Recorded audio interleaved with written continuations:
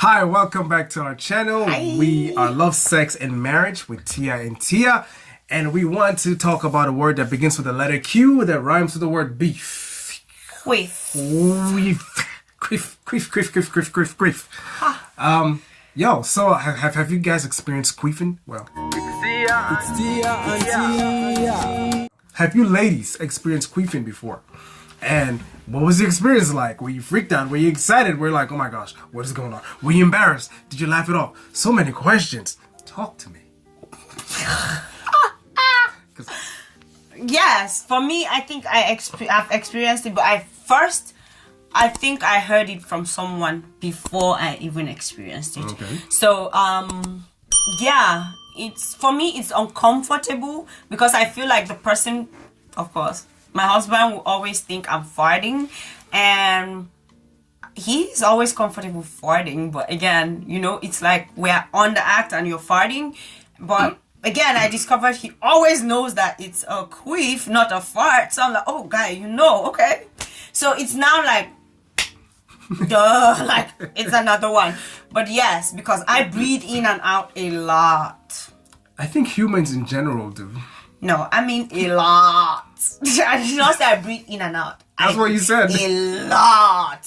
That's the expression I gave you. So I do it well. Yes. During the act. So gotcha. I think that's a major thing. If you well, it's. I mean, most of that. It's air trapped in your vagina. Yes. That's what it is. So yes, and especially when you breathe deep breaths and go out, when that air is trapped and you're doing up and down, in and out, the pressure of going out when there's air trapped, you kind of push up stuff. Yeah. That's why most times I think I queef a lot. Yeah. Right. So a lot of it also is, I think it's genetics also, because some women queef more than others. And even your level of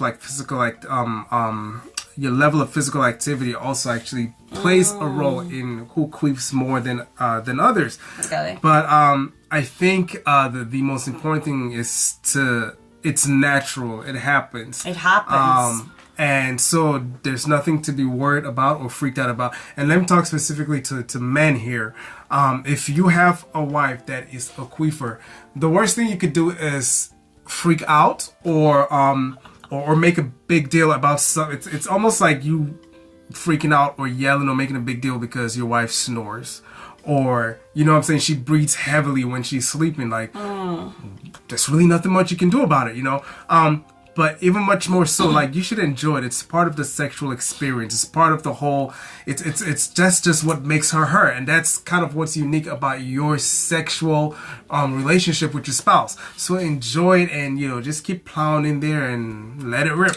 So my question now is, it's most times a reflex, right? Because sometimes I know that for me, if it happens, me too, I like, Yeah. So when you say they should try not to act like that, when it comes involuntarily, what's the next step? Because when you're just, and I'm I think you have two options.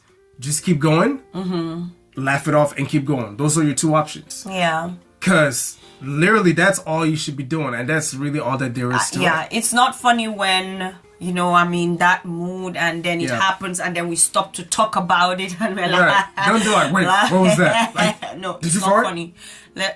Let's move on because we're enjoying this moment. Don't be trying to make a scene out of no scene. It's not a serious matter. Even if it's a fart. Isn't. Even if it's a fart, it's not something we should make. Let's continue what we're doing here. I'm a business-minded person. Wow. Okay. Yeah. Guys, I think. But that was a good point you mentioned. Even farts as well, I think it's the same thing. I think the only time that someone might be traumatized is if, like, you were actually going down on the person and then they farted. Now, I know sometimes accidents happen and some things are beyond your control. But in general, that's probably the only thing I'll say try to avoid. You won't have problems because my fart don't stink, so it's gonna be a good time for you down there. So I don't think it's a problem. But for those that have stinky, your fart does not stink. Okay, let's move on, guys. We're not talking about farting, we're talking about queefing. And yes, queefing happens, especially when you've given birth.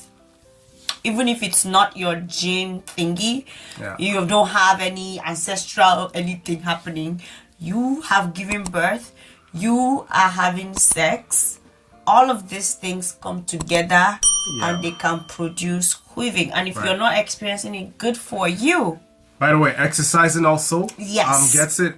Going for like your regular like pap smear or whatever, like you could get that could happen there. There's so many things that can cause, because again, it's air that's trapped in your vagina. So any type of movement or position that has you in a place that, you know, it's easy for it to just kind of like come out. So unfortunately, I don't know how to queef. I would have just helped you. Let me show you an example.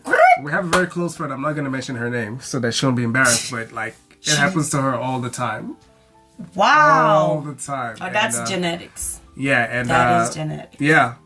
So it's guys, we've come to the end of this video. There's nothing more to say about this. Yeah. Let us know what your queefing stories. If you've had any funny, if you've had a funny or an embarrassing story, please share with us. We would love to hear it. But yeah, so that's it for now, guys. Queef on. Yes, give us the hand strong arm emoji. A Q and a strong arm.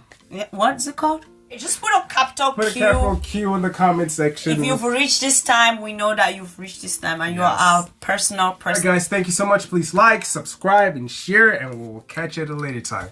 God bless you. Guys.